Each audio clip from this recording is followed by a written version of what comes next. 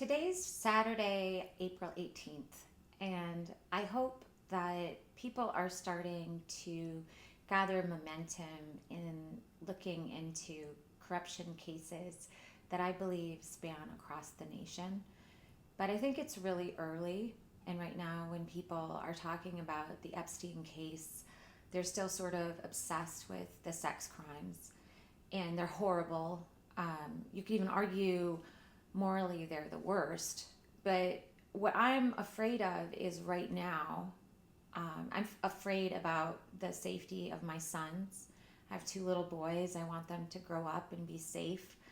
And I don't believe that we're discussing the ways that the Epstein scandal has compromised the national security and still compromises our national security. A little over a week ago, President Trump, or maybe it was 2 weeks, I don't know. PTSD makes you a little numb and kind of you forget details. But he threatened nuclear annihilation. He threatened to murder millions of people.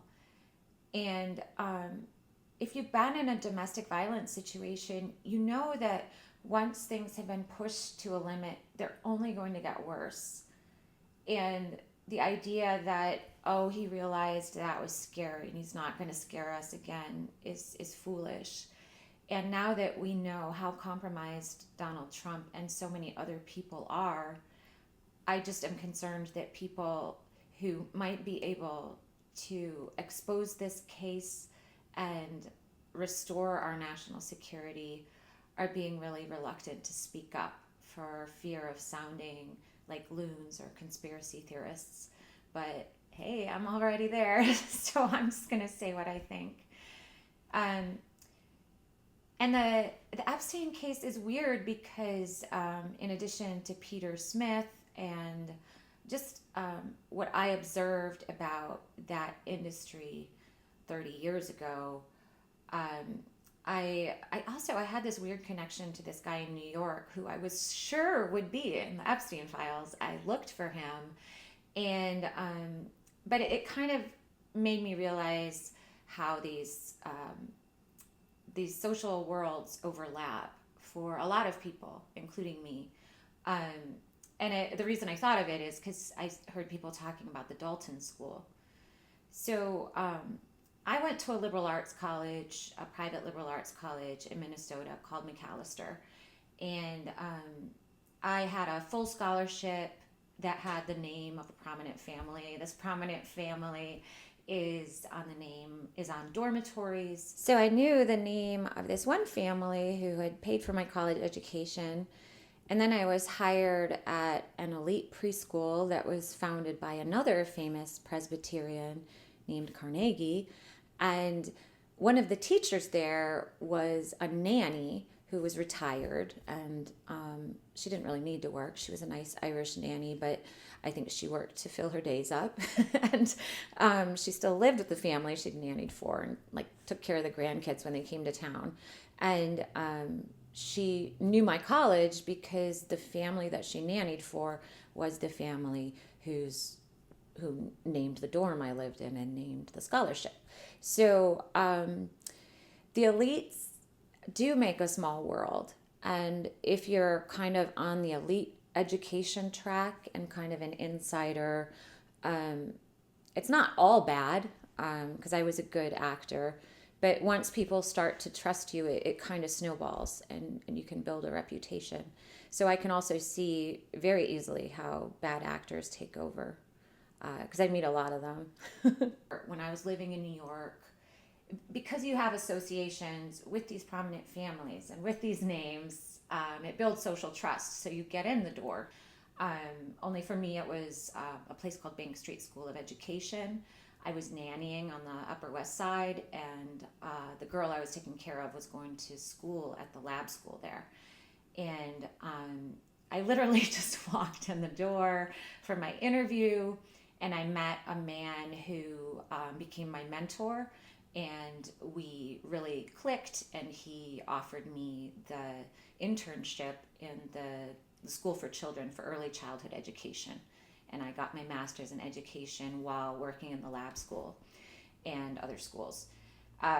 But the funny thing is, Stan Chu, you probably have seen him if you've ever seen Zoolander. He played Owen Wilson's Sherpa, and because he does character acting, because he has a very unique look. And but I actually, when I was in fourth grade, back in my hometown of Holland, Michigan, I had this great teacher who uh, she had us all get in shape so we could walk a mile, and she could take us to the nature center for a field trip. And for science, we did this program called the Voyage of the Mimi.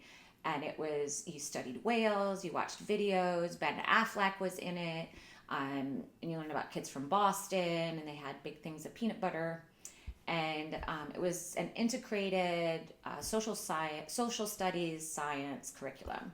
And I found out that I took that when I was in fourth grade, and Stan Chu was one of the creators. He led the science department. Also was my advisor, and so a group of us would meet to talk about our coursework, and the schools where we went were Dalton, and other big name schools. So I had been to Dalton several times, and observed classes there, and knew a lot of teachers there, and knew all the gossip, because we always knew about every family what was going on. So that was a fun part of the job.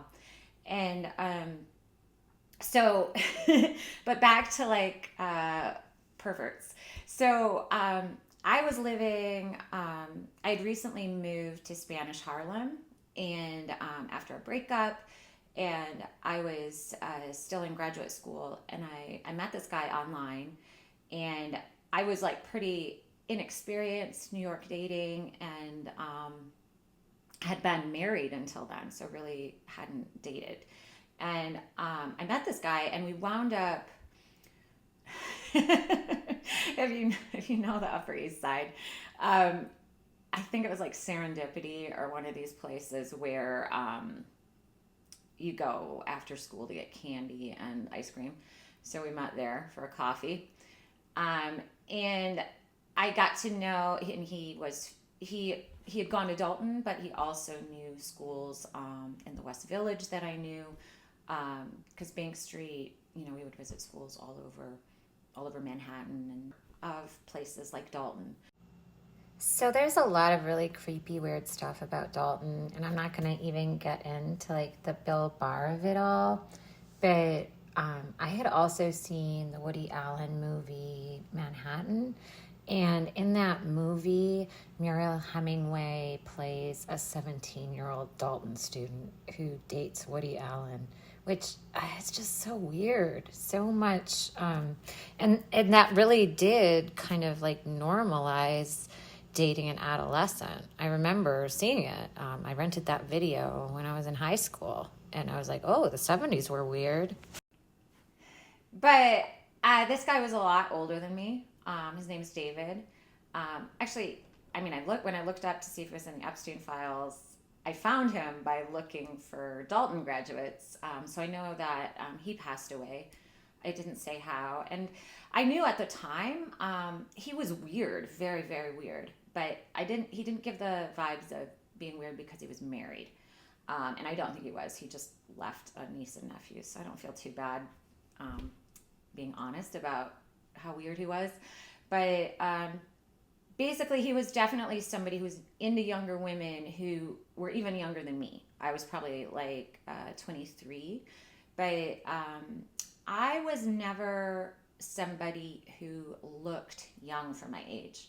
I'm 48 now, and I feel like when I was like 15, I looked 35, and I just looked 35 for many years. And I never really had a baby face. I never looked young.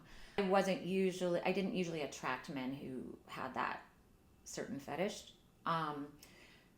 But he was definitely into not just younger women, but women who were very adolescent. And he said that he was a venture capitalist, but that he was starting a music group for young girls so that he could spend time with them, and that he had taken them to like Disneyland and how fun it was to watch them having fun at Disney. He told me that he felt like because he'd gone to Dalton and it was so competitive, it was like going to college instead of a real high school. So he felt like he never had that real high school experience of homecoming.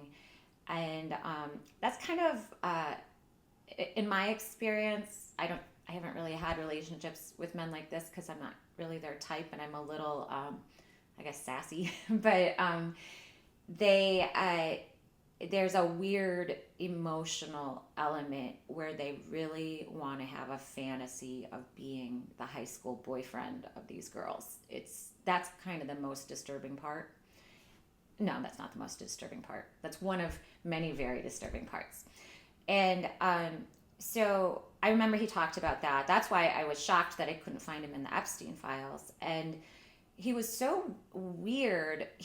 I lived on 103rd Street, which, if you look like in Manhattan, it's not necessarily north south.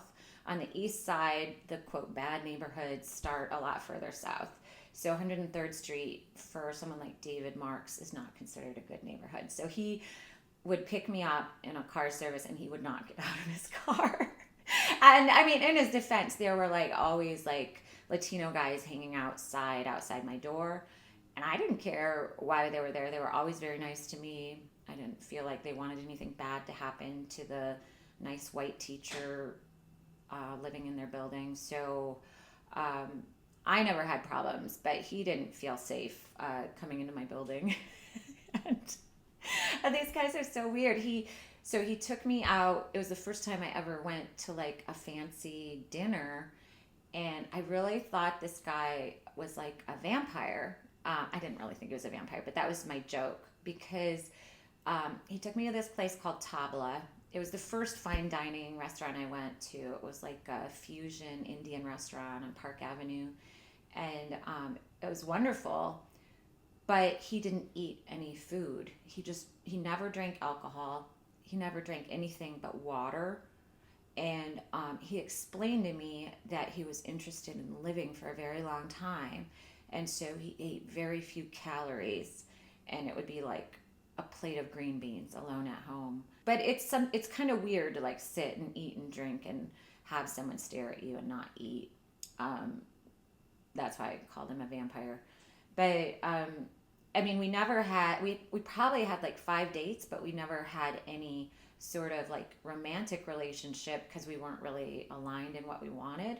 I knew that he was feeling around for some kind of arrangement because this was after my friend Heather had a sugar daddy and I'd seen the movies Gigi on HBO. So I knew the concept of a mistress and I knew that's what he was angling at because he drove me past like an apartment building and he was like, would you like to live in an apartment like that? And I was like, yeah, I don't know. I just went all Midwestern on him, pretending I didn't know what he was talking about. But it was more to stall because I didn't, at that point, I didn't want a sugar daddy. I was getting my master's degree. I wanted to get married and have kids. And if somebody is putting you in an apartment, it's usually not because they want to marry you and have kids. And he never explained to me why he wouldn't invite me back to his apartment, which I don't know, for somebody with low self-esteem, I guess it's the Irish in me. I just have always had a little bit of a pride, and it's like, if you're going to pay me to not go in the front door of your building, you're going to explain why, and you're going to pay me well. But we never really came to an understanding, also because I was far too old, I guess. But it just made me think of that time and those men and how small that world is.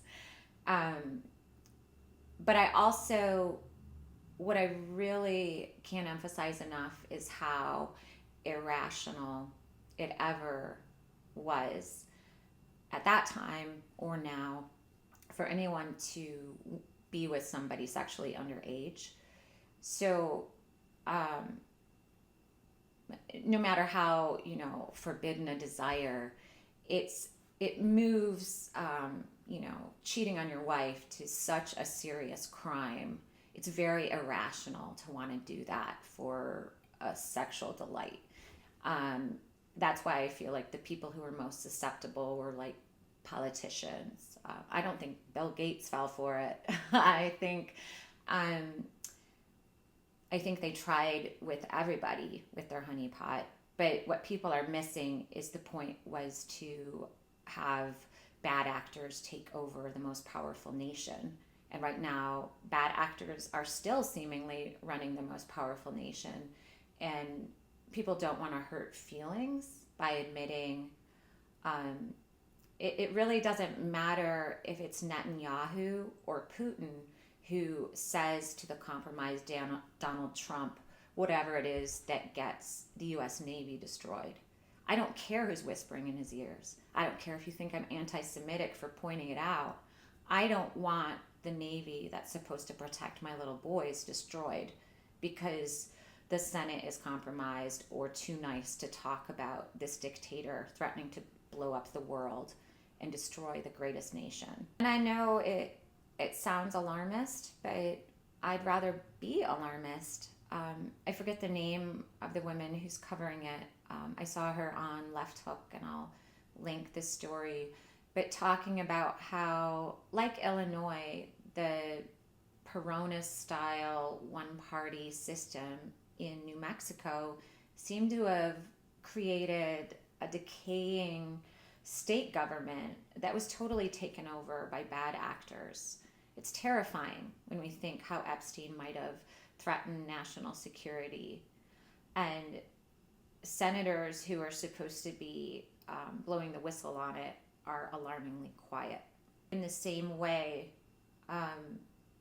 there are many powerful Democrats who have known about how compromised the Illinois judiciary is for years and years.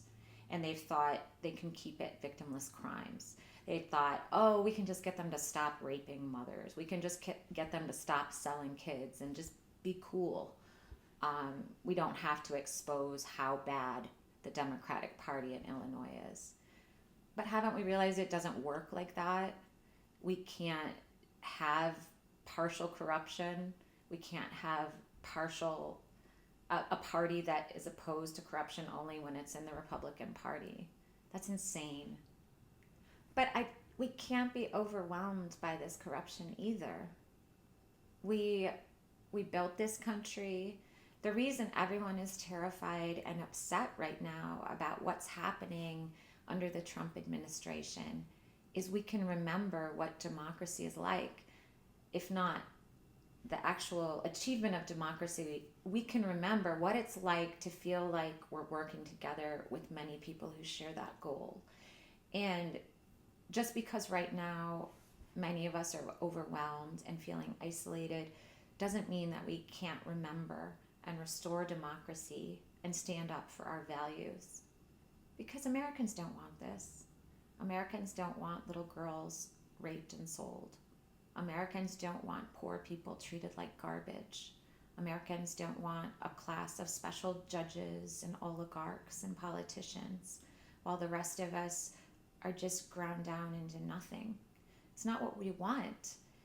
And I really hope that people are starting to pull the strings on the corruption cases that need to be exposed, that need to be battled and defeated if we're going to save this country.